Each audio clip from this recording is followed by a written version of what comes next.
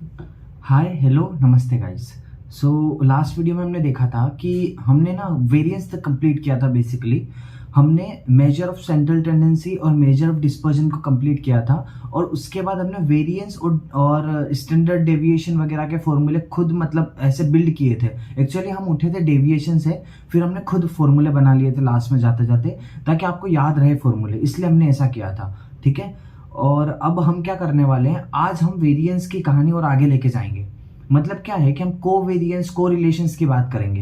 ये दो टॉपिक्स बहुत इंपॉर्टेंट है। अब को रिलेशन में फिर से दो पार्ट्स आ जाते हैं उसके, पियर्सन कोरिलेशन और स्पेमन कोरिलेशन। एक और होता है कैंडल कोरिलेशन, लेकिन वो अभी इतना इंपॉर्टेंट नहीं है। हमको इन दो के बारे में जानना ज्यादा जरूरी है, बस in the perspective of machine learning. ठीक है। तो हम क्या करेंगे कि हम इन दो के बारे में जानेंगे, कोवेरिएंस का मतलब समझेंगे। अब देखो, मतलब हम ऐसे समझेंगे कि हम इंट्यूशन पे ज्यादा ध्यान देंगे। इंट्यूशन पे ज्यादा ध्यान देने का मतलब क्या हुआ, देखो हमको ना ये पता होना चाहिए कि अगर कोवेरिएंस की वैल्यू कुछ माइनस समथिंग आ रही है, तो हमारे माइंड में, या फिर को रिलेशन की वैल्यू समथिंग कुछ आ रही है, तो हमारे माइंड में ना एक पिक्चर बन जानी चाहिए कि डेटा डेटा जो है वो दिखने में कुछ इस टाइप का होगा। ये वाली इमेज अगर आपके दिमाग में बन रही है, अगर इन स्टैटिस्टिकल वैल्यूज को देख के अगर आप ये सब सोच पा रहे हैं कि डेटा कैसा दिखता होगा, तो आप सही डायरेक्शन में हैं। ठीक है। हमको स्टैटिस्टिक्स कुछ ऐसे ही सीखनी है। अगर आप ऐसा सब सोच पा रहे होंगे ना, तो इसका मतलब ये समझ लो कि आप आगे जब भी ये कोवेरिएंस कोरिलेशन देखेंगे ना, आपको डेटा के बारे में इंफॉर्मेशन मिलेगी। पूरा जो मोटिव है स्टैटिस्टिक्स को सीखने का वो यही है। अब आज हम कोवेरिएंस से स्टार्ट करने वाले हैं। तो ठीक है, अभी हम कोवेरिएंस समझते हैं क्या होता है। देखो, कोवेरिएंस के अंदर एक वर्ड छुपा है, वेरिएंस, जिसकी बात हम लास्ट क्लास में कर चुके हैं, है ना। अब कोवेरिएंस और वेरिएंस में डिफरेंस क्या है, क्यों आया कोवेरिएंस, जरूरत क्या पड़ गई। देखो मैं आपको बताता हूं। मैं आपको सिर्फ इतना बताना चाह रहा हूं कि अगर मान लो कि ये एक ग्राफ है, अगर ये एक ग्राफ है ना, ये 2D ग्राफ है ना। अगर इसको हम 2 एक्सिस और बना दें, ठीक है, ये एक 2D ग्राफ है।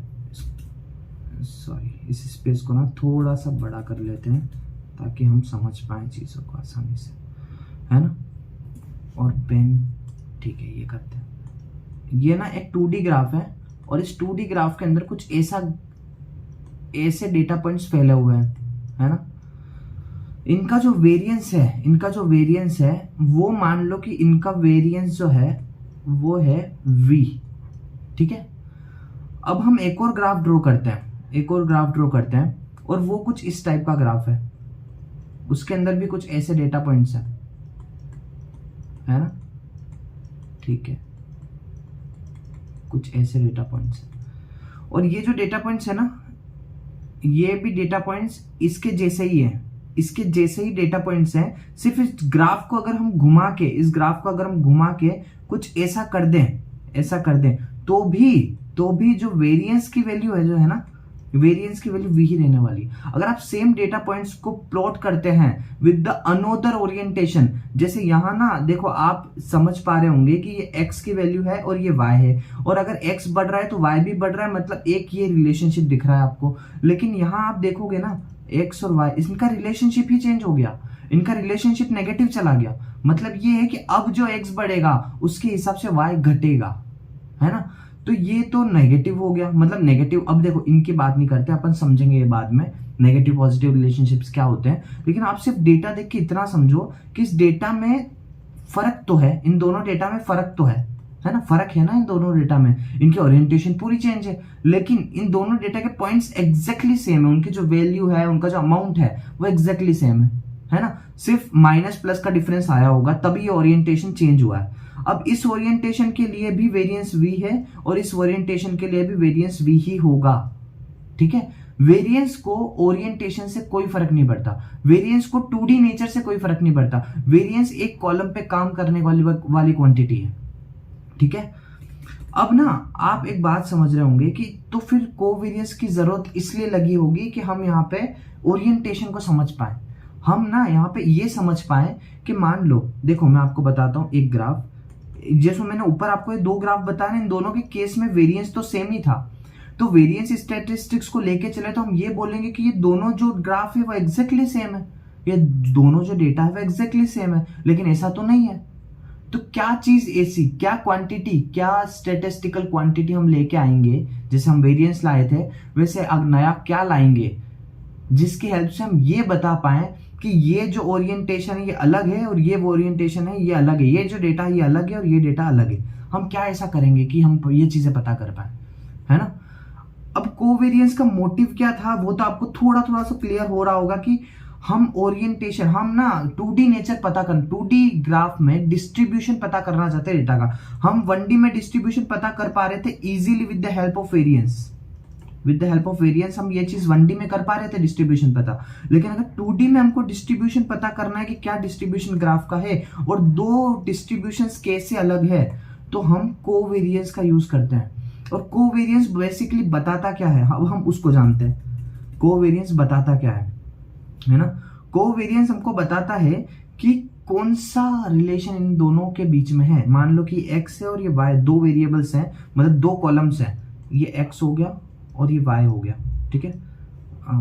अच्छे से बनाते हैं यार, है ना।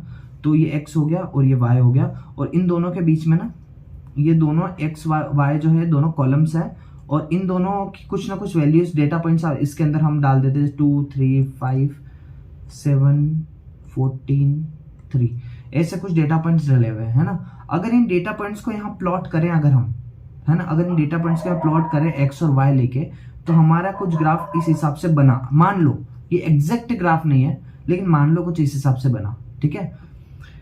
अब ना आप देखेंगे कि अगर मैं इस x का वेरिएंस निकालूं और इस x का वेरिएंस निकालूं v और v, ठीक है, v1 और v2, तो ये वेरिएंस हमको कुछ नहीं बता पाएगा कि इन दोनों के बीच में रिलेशनशिप क्या है। बता पा रहा है क्या? नहीं बता पा रहा है ना।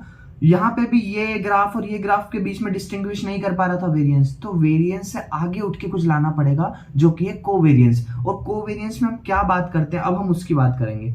कोवेरिएंस ना सिर्फ इतना बताता है, देखो कोवेरिएंस का फॉर्मूला अब हम बनाते हैं, है ना। कोवेरिएंस का फॉर्मूला हम बनाते हैं, और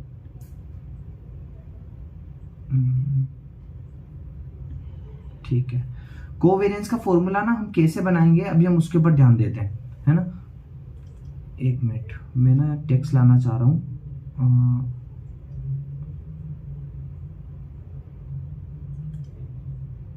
ओके, मैं इसलिए कर रहा था कि मैं स्पेस बना लूं थोड़ी सी, ठीक है। हाँ चलो, तो अब हम बात करते हैं कोवेरिएंस का फॉर्मूला कैसे लाएंगे। देखो कोवेरिएंस, देखो वेरिएंस एक कॉलम के बीच में चीजें बताता था। अगर एक कॉलम के बीच में वेरिएंस चीजें बता पा रहा है, तो वेरिएंस जैसा ही एक फॉर्मूला होगा जो दो कॉलम की बात करेगा।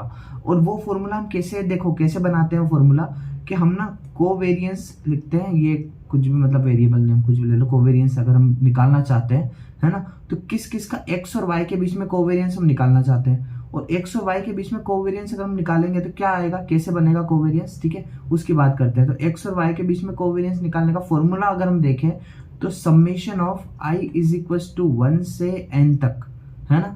और क्या सम करना है, और देखो n से जैसे हम डिवाइड करते थे ना, n-1 से सैंपल के लिए हम वैसे डिवाइड करेंगे जैसे वेरिएंस में करते थे, है ना। x बार माइनस x का होल स्क्वायर का फॉर्मूला ये होता था हमारा वेरिएंस का फॉर्मूला, ठीक है। और अगर हम कोवेरिएंस की बात करते हैं, स्क्वायर हटाने का, देखो स्क्वायर अगर हम हटाएंगे तो ये वेरिएंस का फॉर्मूला हम ऐसे भी लिख सकते हैं, आपको समझ आ रहा है, ऐसे भी लिख सकते हैं। तो ये दोनों क्वांटिटी को आपस में मल्टीप्लाई करके, ये दोनों सेम क्वांटिटी को आपस में मल्टीप्लाई करके हम सेम क्वांटिटी के अंदर का डिस्ट्रीब्यूशन पता करने का ट्राई कर रहे थे। लेकिन ये अब दोनों क्वांटिटी, हम दो अलग अलग क्वांटिटी के बीच का डिस्ट्रीब्यूशन फाइंड करने का, मतलब डिस्ट्रीब्यूशन या फिर रिलेशन फाइंड करने का ट्राई कर रहे हैं। तो इसलिए हम क्या करेंगे, इसलिए हमको ना यहाँ पे सेम क्वांटिटी से मल्टीप्लाई नहीं करना, अब हमको यहाँ से यहाँ पे डिफरेंट क्वांटिटी से मल्टीप्लाई करना है, जो कि हमारा दूसरा कॉलम है। बस ये हमारा होता है कोवेरिएंस का फॉर्मूला, ठीक है। ये तो फॉर्मूला बना दिया हमने, ये तो फॉर्मूला देख लिया। अब फॉर्मूले के अलावा इसका इंट्यूशन क्या होता है, इंट्यूशन समझना बहुत इंपॉर्टेंट है। सबसे इंपॉर्टेंट टेक अवे जो है, जो इस वीडियो से होगा, वो इंट्यूशन होगा, ठीक है। अब देखो मैं आपको सिर्फ इतना बता रहा हूं कि आप ना कुछ ऐसा ग्राफ अगर ड्रॉ करते हैं कुछ ऐसा ग्राफ, है ना, चलो 4 एक्सिस बनाते हैं, और कुछ ऐसा ग्राफ अगर आप ड्रॉ करते हैं तो आपको दिख रहा होगा कि y और x के बीच में पॉजिटिव कोरिलेशन है, पॉजिटिव रिलेशनशिप है। देखो पॉजिटिव रिलेशनशिप किसको कहते हैं कि एक बढ़े तो साथ में दूसरा भी बढ़े, एक घटे तो साथ में दूसरा भी घटे, ये पॉजिटिव रिलेशनशिप है। और नेगेटिव रिलेशनशिप मतलब क्या होता है, एक बढ़े तो दूसरा घटे, और दूसरा बढ़े तो पहला घटे, या पहला घटे तो दूसरा बढ़े, मतलब अपोजिट नेचर, तो वो नेगेटिव रिलेशनशिप होता है। अब ये पता चलना कैसे है, ये देखो ये पॉजिटिव रिलेशनशिप है, देखो ऊपर वाले ग्राफ देखेंगे ना हम, तो ये पॉजिटिव रिलेशनशिप था और ये नेगेटिव रिलेशनशिप था। इन दोनों का पता हमको कैसे चलेगा, कोवेरिएंस के थ्रू चलेगा, और वो कैसे हमको निकाल के देगा, देखो मैं आपको बताता हूँ। तो चलो हम ना एक डेटा सेट ले लेते हैं, है ना। एक डेटा सेट हमने लिया जिसके अंदर एक्स और वाई दो कॉलम्स है, ये इसकी सेटिंग है ना। यहाँ पे 1.2 एक्स है, 3.1 वाई है, ऐसे करके हमने 4 पॉइंट्स लिए हैं, 4 डेटा पॉइंट्स लिए हैं, ठीक है। अभी मैं ये प्रूफ देने के लिए देख रहा हूँ ये कि अगर हम इसका ना रिलेशनशिप निकालेंगे, अगर हम इनका कोवेरिएंस निकालेंगे, कोवेरिएंस अगर हम निकालेंगे तो कोवेरिएंस जो है ना वो पॉजिटिव आना चाहिए, क्योंकि डेटा पॉइंट्स जो इसे दिखते हैं ना, मैंने देखो आपके लिए प्लॉट करके रखा है, ये डेटा पॉइंट्स मैंने प्लॉट किए हैं, और यही डेटा पॉइंट्स है ओरिजिनली, एग्जैक्ट ग्राफ है इनका, तो यही डेटा पॉइंट्स है। और ये डेटा पॉइंट्स आपको दिख रहे होंगे पॉजिटिव रिलेशनशिप शो कर रहे हैं, एक्स से बढ़ रहा है ना यहाँ पे, तो वाई भी बढ़ रहा है, इसलिए ना ये पॉजिटिव रिलेशनशिप शो कर रहे हैं। तो अभी ना आप अच्छे से देखेंगे कि ये आपको ग्राफ के थ्रू तो समझ में आ गया है कि हाँ पॉजिटिव कोरिलेशन में है, पॉजिटिव रिलेशनशिप में है, लेकिन कोवेरिएंस इस चीज़ को कैसे बताता, उस चीज़ को हम देखेंगे फॉर्मूले में वैल्यूज पुट करके, मतलब कैलकुलेशंस करके, मैथमेटिक्स के थ्रू। ये हमारे पास फॉर्मूला था, अपन ने अभी डिस्कस किया, ठीक है। उसके बाद ये x का मीन निकाल लिया मैंने, y का मीन निकाल लिया। अगर आपको इसको वेरीफाई करना है तो आप खुद इनकी कैलकुलेशन करके वेरीफाई कर लीजिए, मैंने ऑलरेडी कैलकुलेट करके रखा हुआ है, ठीक है। तो ये मैंने निकाल लिया, है ना। इन दोनों को निकालने के बाद मैंने क्या किया, i इज इक्वल, देखो ये फॉर्मूले के अंदर क्या है कि पहले 1 के लिए चलेगा, फिर 2 के लिए, 3 के लिए, 4 के लिए, हर एक ऑब्जर्वेशन के लिए चलेगा ना, i इज इक्वल टू 1 से n तक के लिए। तो पहले फर्स्ट ऑब्जर्वेशन के लिए मैंने देखा और मैंने ये कैलकुलेशन की, 1.2 माइनस जो x बार था वो, ठीक है, इंटू 3.1 माइनस जो y बार था वो, तो ये दोनों चीज़ें हमने कैलकुलेट कर ली, है ना। और ऐसे करके मैंने एक वैल्यू बना दी। वैसे दूसरी ऑब्जर्वेशन के लिए, तीसरी ऑब्जर्वेशन के लिए, ऐसे करके मैं ये करता गया और मैंने यहाँ वैल्यूज़ क्रिएट कर ली, है ना। उसके बाद देखो इन सबको मेरे को सम करना है, इन सबको मेरे को सम करना है ना, सम करना है ना इन सबको, तो मैंने इन सबको सम कर लिया। i इज इक्वल टू 1 से 4 तक के लिए, तो मेरी वैल्यू आई है 0.943। ये आने के बाद मैंने n-1 से डिवाइड क्यों किया, क्योंकि आपने फॉर्मूले में देखा होगा 1/n-1 लिखा हो। अभी n-1 क्यों होता है ना, ये डिग्री ऑफ फ्रीडम है, और ये इस चीज़ को हम जानेंगे, मैंने लास्ट वीडियो में बताया था कि इसको हम जानेंगे लास्ट में, मतलब जब एस्टिमेटर्स हम पढ़ेंगे उस टाइम पे हम इसको डिस्कस करेंगे, है ना। चलो ठीक है, तो अभी यहाँ तक समझो आप कि आपने 3 से इसको डिवाइड किया, क्योंकि नंबर ऑफ ऑब्जर्वेशंस आपने देखा होगा यहाँ 4 थे, तो मैंने इसको 3 से डिवाइड किया और जो मेरा आंसर आया है वो आया है 0.34314। तो आपने देखा, नोटिस किया कि ये पॉजिटिव वैल्यू है। और ये पॉजिटिव वैल्यू क्यों आई है पता है, कोवेरिएंस की पॉजिटिव वैल्यू तब आती है जब रिलेशनशिप पॉजिटिव होता है और वैसा है, ठीक है। तो ये प्रूफ है कि ये ऐसा है ना। एक चीज और नोटिस करेंगे आप कि ना एक रिलेशनशिप कुछ इस टाइप से है, कुछ इस टाइप से डेटा पॉइंट से, और एक रिलेशनशिप ना कुछ ऐसा है। तो स्ट्रॉन्ग रिलेशनशिप कौन सा है, ये क्वेश्चन है आपसे। देखो यहाँ पे ना रेंडमनेस है, यहाँ डेटा ऐसे ऐसे जा सकता है, ठीक है, लेकिन जो स्ट्रॉन्ग लीनियर रिलेशनशिप दे रहा है ना वो ये दे रहा है। तो ये स्ट्रेंथ, पॉजिटिव रिलेशनशिप की स्ट्रेंथ यहाँ ज्यादा है और यहाँ कम है, कैसे पता चलेगा।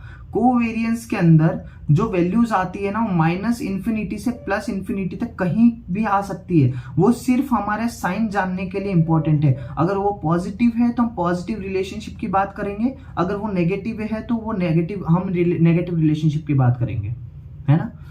ठीक है, तो ये इतना सा था। अब कोवेरिएंस की कमी थी कि वो हमको अमाउंट, वो हमको स्ट्रेंथ ऑफ रिलेशनशिप नहीं बताता। वो जानना है तो क्या करें, वो जानना है ना, तो अब हम यहाँ पे कोरिलेशन की बात करते हैं, है ना। इतनी इन्फिनिट, देखो इनफाइनाइट रेंज को हम लोग 0 से 1 में या फिर -1 से 1 में सेट कर देंगे, -1 से 1 में सेट कर देंगे इस पूरी को, तो हमारी प्रॉब्लम सॉल्व हो जाएगी ना। प्रॉब्लम सॉल्व कैसे हो जाएगी कि अगर इस -1 से 1 तक की रेंज में अगर 0 से ऊपर कोई नंबर हुआ और वो 0.95 हुआ, और एक और रिलेशनशिप हुआ जिसका कोरिलेशन, जिसका जो हमने जो स्क्विश किया है कोवेरियंस को वो आया है 0.75, है ना। तो स्ट्रॉन्ग पॉजिटिव को रिलेशनशिप इनमें है, इनमें वीक पॉजिटिव को रिलेशनशिप है according to, in comparison to that. अच्छा तो इसमें भी है, लेकिन in comparison to that strength positive co relationship का यहाँ ज्यादा है ना। और अगर नेगेटिव में 0.95 आता है, 0.5 आता है एक, और एक नेगेटिव में 0.95 आता है, तो ऑब्वियसली दिख रहा है आपको कि स्ट्रेंथ नेगेटिव रिलेशनशिप का यहाँ ज्यादा है और यहाँ कम है। अगर मैं आपसे पूछूं कि ये एक रिलेशनशिप है और ना एक ये रिलेशनशिप है, तो इन दोनों में से अच्छा रिलेशनशिप कौन सा है, मतलब स्ट्रेंथ वाला, अच्छी स्ट्रेंथ वाला रिलेशनशिप कौन सा है, मेरा क्वेश्चन है आपसे। दोनों है। क्यों? क्योंकि ये भी अच्छा है और ये भी अच्छा है, ये नेगेटिव में अच्छा है, इट डजंट मैटर, रिलेशनशिप तो है ना, नेगेटिव रिलेशनशिप है लेकिन रिलेशनशिप तो स्ट्रांग है, वहीं पॉजिटिव रिलेशनशिप है लेकिन रिलेशनशिप तो स्ट्रांग है, तो दोनों ही स्ट्रांग रिलेशनशिप में आते हैं। और अगर आप क्लोज टू जीरो हो ना को इस फंडे में, अगर आपका जो आपने जो स्क्विश किया है कोवेरियंस को आपने -1 से 1 में जो स्क्विश किया है, उस स्क्विश के टाइम पे, मतलब जो उस स्क्विश के टाइम पे आपकी जो वैल्यू है वो अगर 0 से क्लोज होती है तो अच्छा रिलेशनशिप नहीं है, तब आप बोलोगे इस चीज को। अब ये जो स्क्विशिंग की है ना, और ये स्क्विशिंग के बाद वैल्यू निकल के आई है -1 से 1 तक के बीच में, जो स्क्विशिंग के बाद वैल्यूज निकल के आई है, ये हमारा को रिलेशन होता है ना। स्क्विशिंग कैसे करनी है, आप किसी भी क्वांटिटी को डिवाइड करते हैं तो नंबर छोटा हो जाता है ना, हमको छोटा ही तो करना है। Covariance of x and y, अगर इसको मैं किसी क्वांटिटी से डिवाइड कर दूंगा तो नंबर छोटा होगा और कहीं ना कहीं इन दोनों के बीच में स्क्विश हो जाएगा। किससे डिवाइड करूंगा? मैं डिवाइड करूंगा सिग्मा ऑफ x और सिग्मा ऑफ y से, बस ये हमारा को रिलेशन का फॉर्मूला है, ये वाला, बस इतना ही था इसमें। को रिलेशन में मैंने आपको ऊपर बता दिया कि पॉजिटिव को रिलेशन, नेगेटिव को रिलेशन, और 0 के क्लोज होगा तो अच्छा रिलेशनशिप नहीं होगा, ये भी क्लियर हो गया है ना। इस टाइप का ये जो फॉर्मूला है ना, ये है कोरिलेशन का फॉर्मूला, और इसका पाइथन में फंक्शन है एक df, जो भी डेटा फ्रेम है डॉट कोर करके अगर हम फंक्शन कॉल करते हैं ना, तो एक मैट्रिक्स हमारे सामने आती है, और उसके अंदर यहाँ पे ना मतलब यहाँ पे ना इस कॉलम के नाम लिखे होते हैं, यहाँ पे कॉलम के नाम। तो हम ना इससे क्या समझते हैं कि यहाँ जो वैल्यू लिखी होगी वो x से x का कोवेरियंस है, सॉरी x से x का को रिलेशनशिप है। देखो x से x का रिलेशनशिप हमेशा 1 होगा स्ट्रॉन्गेस्ट, और y से y का हमेशा 1 होगा, तो डायगोनल वैल्यूज तो 1 ही होनी है, लेकिन जो ये x से y का रिलेशनशिप है, यहाँ कुछ वैल्यू होगी, यहाँ कुछ वैल्यू होगी, है ना। ये इनसे हमको काम है, डायगोनल पे तो 1 ही होगा, क्लियर है। तो इसको बोलते हैं कोरिलेशन मैट्रिक्स, ये भी क्लियर हो गया। अगर आप अच्छे से इसको और ड्रॉ कर लेंगे ना, देखो थोड़ा सा बड़ा ड्रॉ करके देखते हैं हम लोग, ये ना x कॉलम है और ये y कॉलम है, और यहाँ पे भी x column y column. x का x से रिलेशनशिप, x का x से को रिलेशनशिप ऑब्वियसली 1 होगा स्ट्रॉन्गेस्ट, y का y से अपना खुद से रिलेशनशिप तो अच्छा ही होता है, तो y का y से रिलेशनशिप ऑब्वियसली 1 होगा, है ना। x का y से रिलेशनशिप कुछ भी वैल्यू हो सकती है, और y का x से रिलेशनशिप कुछ भी वैल्यू हो सकती है, तो ये को रिलेशन मैट्रिक्स इसको बोला जाता है। और यहाँ पे डायगोनल वैल्यूज सारी 1 होगी, ये को रिलेशन मैट्रिक्स का हमने कॉन्सेप्ट क्लियर कर लिया, ठीक है। अब ना थोड़ा सा यहाँ पे स्पेस बनाते हैं, क्योंकि जगह नहीं है लिखने की, जगह तो है पर यहाँ लिखेंगे ना तो क्या स्पेस में रहेगा, ठीक है। तो अब ना ये तो चीज क्लियर हो गई है, को रिलेशनशिप क्या होता है। तो जो अभी हमने ऊपर फॉर्मूला देखा ना, ये है पियर्सन को रिलेशन का फॉर्मूला, देखो ये लिखा हुआ है मैंने, ये जो ऊपर फॉर्मूला जो हमने बनाया है, ये पियर्सन को रिलेशन का फॉर्मूला है ना। और जो स्पेयरमैन को रिलेशन, ये एक और टाइप का को रिलेशन है, इन दोनों के बीच में डिफरेंस ना जानना बहुत जरूरी है। ये ना इंट्यूशन मैं आपको दूंगा, लास्ट में मैंने कोडिंग की हुई है सारी चीजों की, मैंने एनिमेशंस भी बनाए हैं, तो अगर अपन देखेंगे ना तो हमको क्लियर हो जाएगा कि इन दोनों में डिफरेंस क्या था, कोवेरियंस कैसे एक्ट करता है वो भी हम देखेंगे। अभी भी अगर आपको क्लियर नहीं हुआ है तो फिर से कोडिंग के थ्रू आपको समझ में आएगा क्या करना है ना। क्योंकि ना हमने जब 4 डेटा पॉइंट्स लिए होंगे तो आपने देखा होगा कि कुछ पॉजिटिव वैल्यूज भी आ रही थी डायगोनल पे, है ना। तो पॉजिटिव वैल्यूज नहीं आनी चाहिए थी, क्योंकि हमारे पास डेटा सेट ही इतना छोटा था, इनकंसिस्टेंट था, कि वो वैल्यूज आ गई। मैं आपको बताना चाह रहा था एक्चुअली कि नेगेटिव कोवेरियंस आएगा अगर हमारे डेटा पॉइंट्स जो हैं वो मतलब नेगेटिव रिलेशनशिप शो कर रहे हैं आपस में, दो कॉलम के डेटा पॉइंट्स। तो मैं आपको वो बताना चाह रहा था, ठीक है। तो अभी देखो वो चीज क्लियर हो गई, हमने कोरिलेशन निकालना सीखा, पियर्सन कोरिलेशन हमने क्लियर किया। अब हम ना स्पेयरमैन कोरिलेशन देखते हैं। स्पेयरमैन कोरिलेशन जो है ना, इसका जो फॉर्मूला है, देखो हम ना यहाँ पे जाते हैं, इसका जो फॉर्मूला है ना, वो फॉर्मूला कुछ इस हिसाब से आता है ना। इसका जो फॉर्मूला देखो मैंने यहाँ लिखा हुआ भी है एक्चुअली, ये इसका फॉर्मूला होता है। अब डरने की जरूरत नहीं है, अगर इसको लिखे ना 1 - 6 इंटू, है ना, 6 इंटू सारे डी स्क्वायर्स का समेशन हम यहाँ पे करते हैं, है ना। अपॉन में हम क्या लिखते हैं, सारे डी स्क्वायर्स का समेशन करने के बाद हम अपॉन में लिखते हैं n into n square minus 1। ये फॉर्मूला होता है स्पेयरमैन कोरिलेशन का। आपको फॉर्मूला नहीं याद करना, आपको पाइथन में डायरेक्टली सारी मेथड्स दी भी है, आप उनको कॉल करेंगे, आपका काम हो जाएगा। पर आपका इसको इंट्यूटिवली समझना, इंट्यूशन लेना बहुत जरूरी है ना। क्यों स्पेयरमैन कोरिलेशन आया था उसकी बात करते हैं। देखो निकालना कैसे वो मैं आपको बता दूंगा। देखो सिंपल सी बात है, आपके पास एक एक्स कॉलम है और एक वाई कॉलम है, ठीक है। यहाँ पे कुछ वैल्यूज है 1 2 3 4 5 और यहाँ पे कुछ वैल्यूज है 5 3 8 20, यहाँ पे 21 लिख देते हैं, 5 वैल्यूज है ना। हम इनकी रैंकिंग डिसाइड करते हैं R1 और R2, ठीक है। इसकी रैंक R1 है और इसकी रैंक R2 है। हम डिसेंडिंग ऑर्डर में भी रैंकिंग कर सकते हैं, असेंडिंग में भी कर सकते हैं। हम असेंडिंग में करेंगे तो 1 को मैं रैंक 1 दूंगा x के केस में, 2 को 2 दूंगा, 3 को 3 दूंगा, 4 को 4 दूंगा, 5 को 5 दूंगा। ये रैंक हो गई x की। अगर y की रैंक निकालनी है तो सबसे छोटा नंबर यहाँ पे 5 है ना, या ये क्या लिखा था मैंने, 20 लिखा था शायद, ठीक है। तो ये सबसे छोटा नंबर है 5, तो इसको रैंक 1 दे दी। ये जो है ये उससे सॉरी ये सबसे छोटा था, ये उससे बड़ा था, तो 2 इसको रैंक दे दी, है ना। उससे भी बड़ा नंबर ये है तो इसको 3 रैंक दे दी। उससे बड़ा नंबर कौन सा है, उससे बड़ा नंबर है ये, तो इसको मैंने 4 रैंक दे दी 20 को, और 21 को मैंने 5 रैंक दे दी, है ना। ये जो रैंक्स निकल के आई है ना, स्पेयरमैन कोरिलेशन इन पे काम करता है, ठीक है। देखो यहाँ जो मैंने फॉर्मूला डिस्कस किया था ना, इसमें d क्या था ये समझना है बस, और ये तो आपको क्लियर है। n का मतलब है number of observations, n square भी वैसे ही निकल जाएगा, है ना। -1 कांस्टेंट, सिर्फ d को समझना जरूरी है अभी। d क्या चीज है, d पता है क्या है, d है डिफरेंस बिटवीन द रैंक्स। इन दोनों के बीच का डिफरेंस कितना है -1, इन दोनों के बीच का डिफरेंस कितना है -3, इनके बीच का 2, इनके बीच का 1 और इनके बीच का 1। तो ये जो डिफरेंस आया है ना, d आया है ना। इसका स्क्वायर अगर मैं कर दूं तो ये 1 आ जाएगा, ये 9 आ जाएगा, ये 4 आ जाएगा, ये 16 आ जाएगा और ये 1 आ जाएगा। इसका समेशन अगर मैं कर दूं ना, तो ये पूरा करने के बाद मैं ना इसको यहाँ पुट करूंगा समेशन करने के बाद, और जो भी वैल्यू हमारी आएगी ना 1 में से माइनस करने के बाद, तो वो हमारा होगा स्पेयरमैन कोरिलेशन। तो ये तो हो गई मैथमेटिक्स तो यहाँ खत्म होती है। अब बात करते हैं इंट्यूशन की। पियर्सन और स्पेयरमैन का मतलब क्या है। पियर्सन कोरिलेशन में क्या होता है पता है, आप ये देखो, ये वाला ग्राफ देखो, ये जो ग्राफ जा रहा है ना, ये लीनियरली डाउन जा रहा है। तो ना -1 पियर्सन कोरिलेशन में भी इसका स्ट्रॉन्गेस्ट रिलेशनशिप था, भले वो नेगेटिव में था तो स्ट्रॉन्गेस्ट रिलेशनशिप, और स्पेयरमैन भी यही बोलता है इस केस में तो। लेकिन अगर यहाँ पे ग्राफ नॉन लीनियर हो जाता, देखो जैसे यहाँ पे ग्राफ नॉन लीनियर हो गया है, ये नॉन लीनियरिटी अगर आ जाती है ना, तो पियर्सन कोरिलेशन ना कम हो जाता है, पियर्सन कोरिलेशन बहुत कम हो जाता है। देखो यहाँ पे स्ट्रेंथ कम हो गई पियर्सन के अकॉर्डिंग, लेकिन स्पेयरमैन अभी भी -1 पे टिका हुआ है।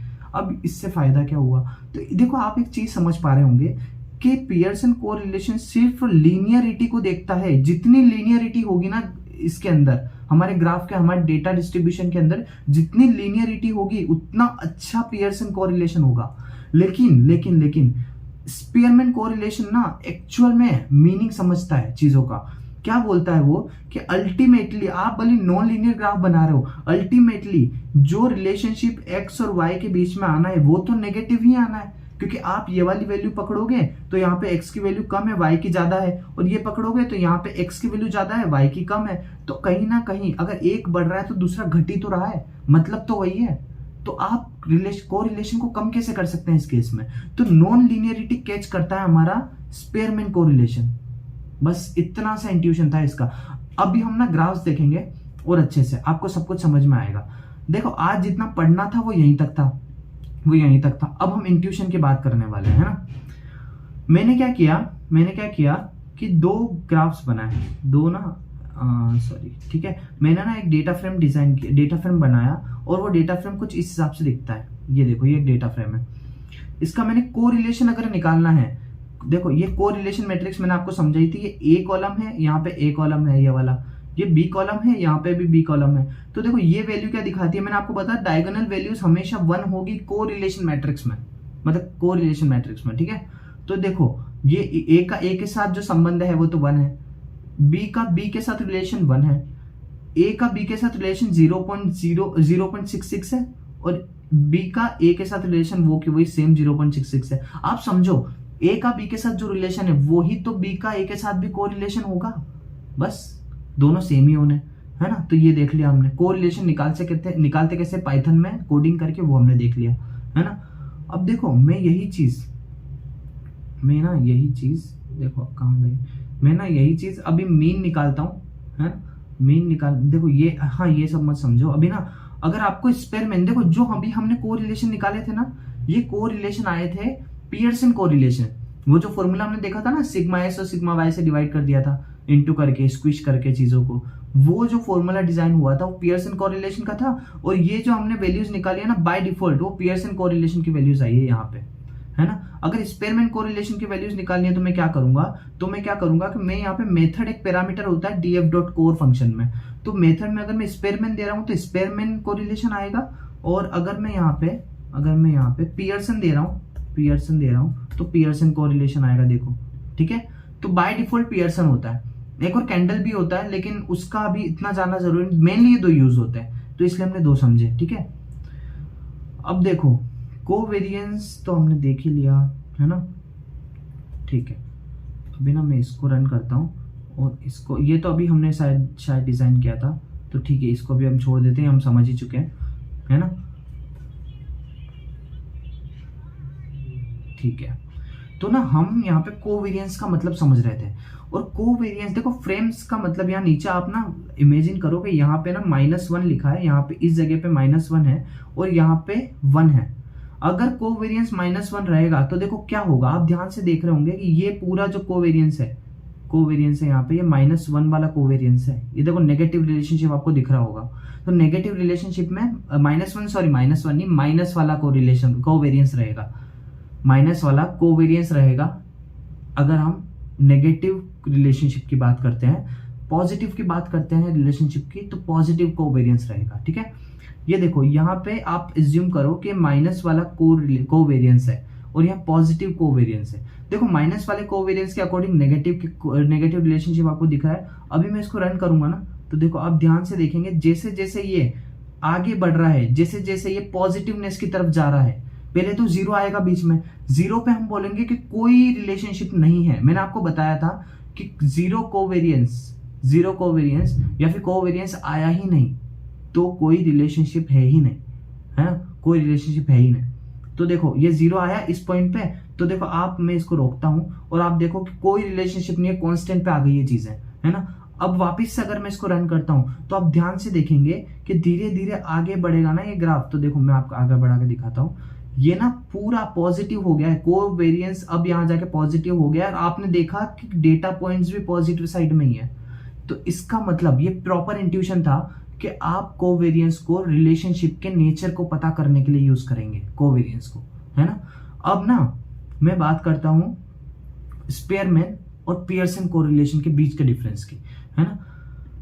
अगर लीनियर ग्राफ होगा ना, देखो मैं आपको ना एक डेटा सेट जनरेट करता हूं, और फिर मैं आपको उसका रिलेशनशिप निकाल के बताता हूँ, मतलब कोरिलेशन निकाल के बताता हूँ, ठीक है। तो ना अगर मैं पियर्सन कोरिलेशन निकालते हैं, चलो ठीक है। एक बात तो आपको समझ में आ रही है कि ना कुछ ऐसा अगर ग्राफ होगा, ठीक है, कुछ ऐसा अगर ग्राफ होगा, ऐसा ग्राफ में अगर बात करता हूँ, ऐसा कुछ ग्राफ होगा, तो पियर्सन कोरिलेशन +1 आएगा, कंप्लीट 1, है ना। और अगर ये ग्राफ थोड़ा भी बिगड़ा तो पियर्सन कोरिलेशन की वैल्यू बिगड़ जाएगी और कम हो जाएगी, लेस देन 1 हो जाएगी, ठीक है। ये चीज हमने यहां भी देख ली थी इन ग्राफों में, ठीक है।